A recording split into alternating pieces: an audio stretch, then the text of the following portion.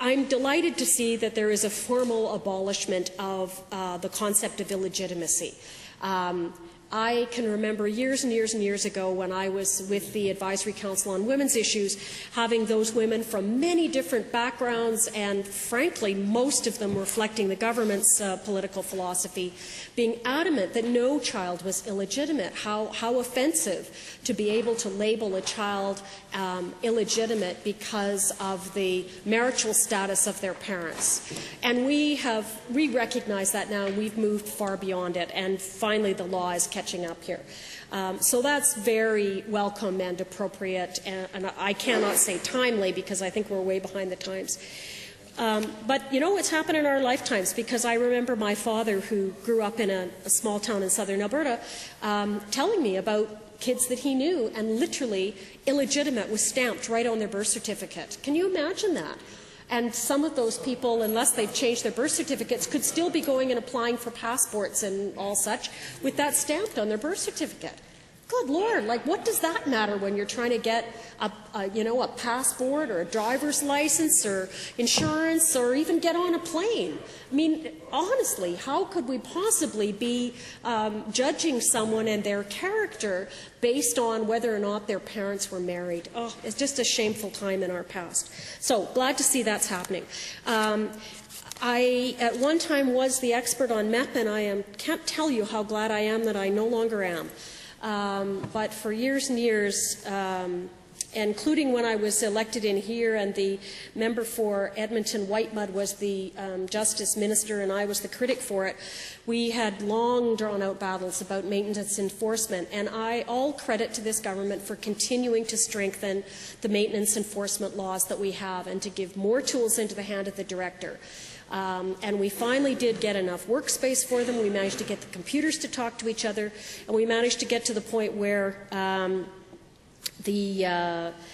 we could actually calculate and we could report, or the government could report on how much money was being collected on each account at any given time. It used to be that when you asked for that, they could say, well, 40% of our accounts were active. Well, that meant somebody could have paid $1, but the account was active. So we had no idea of how much money was out there to be collected. And remember, folks, that this money, maintenance enforcement money, is not spousal money. It's money for the kids. So every time we get drawn into those accounts about that gold-digging witch and that jobless good-for-nothing and all of the various nasty names that parents would call each other, it wasn't about them. It's about the child. This is maintenance money for the child. It pays for their school fees. It pays for their clothing. It pays for the family to live in a place that's big enough that children would have their own bedrooms, or at least differently sexed children would have their own bedrooms. It was very appropriate money. So it was important that this money was collected. And we had a society, and still do, where it's considered okay to shirk from those responsibilities. And we had to keep finding more and more tools, actually bigger and bigger sticks, to use against non-paying, usually non-custodial parents, to fork over the money to pay for their kids. And so anything that strengthens that Maintenance Enforcement Act is good in my books. And we did go a little overbit at one point. It was a bit like every time they got a paying person, they turned him up, usually him, turned him upside down and shook him until all the money came out of his pockets, and then they were, trying to pry out the gold teeth and everything else. And we did manage to come over that. The pendulum has swung to the center as appropriate. And I don't think we're quite so abusive as we could have been accused of being some time ago. There's shifts in definition around the maintenance so that to enable reciprocal agreements. Oh my goodness, thank you so much for that.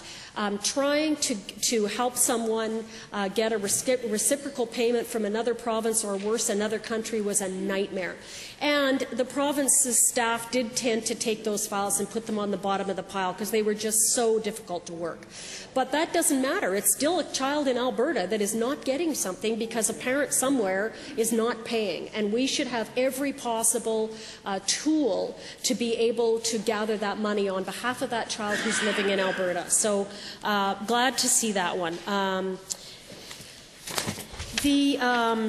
The wording of suspension versus stay and stays of enforcement around that is fine. And you know, part of what I was talking about earlier is reflected exactly in this, Mr. Speaker, because it talks about debtors and creditors. It does not make distinctions between mothers and fathers, male parent, female parent. It says debtor and creditor, and they could be either, and that's the point. It's about what this legislation is there to cover. And yet we can't seem to move that understanding to the earlier part of this Act and look at parent and spouse rather than mother, father, husband, wife. And we still need to do that, and I will look at bringing forward that same series of amendments when we come back to this bill in Committee of the Whole. So I'm very pleased that, interjurisdictional orders to be able to obtain and change quickly and easily.